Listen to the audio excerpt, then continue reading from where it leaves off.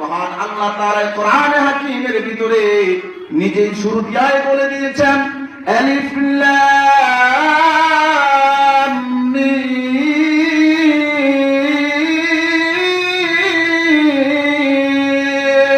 আল্লাহু আকবার যালিকাল কিতাবু লা রাইবা ফীহি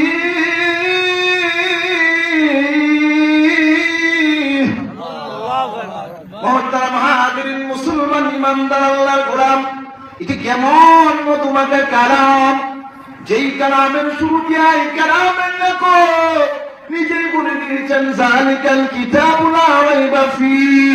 এটি এমন এক কালাম যেই কালামের ভিতরে কোনো সন্দেহ নাই, যেই কালামের ভিতরে সন্দেহের কোনো লেশ মাত্র নেই। জোরে জোরে কন্যা আল্লাহু আকবার। যে কালামের ব্যাপারে মহান আল্লাহ তাআলা বুলের গ্যারান্টি দিয়েছেন কালামের শুরুতেই।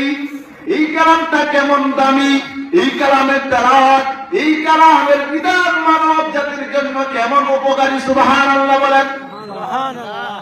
কালামের উপকার আছে যে কালামের ব্যাপারে আল্লাহ হুকুম দিয়েছেন, কালামে কোনো সন্দেহ নাই, নির্মূল মন্ত্র। সুবহানাল্লাহ সুবহানাল্লাহ।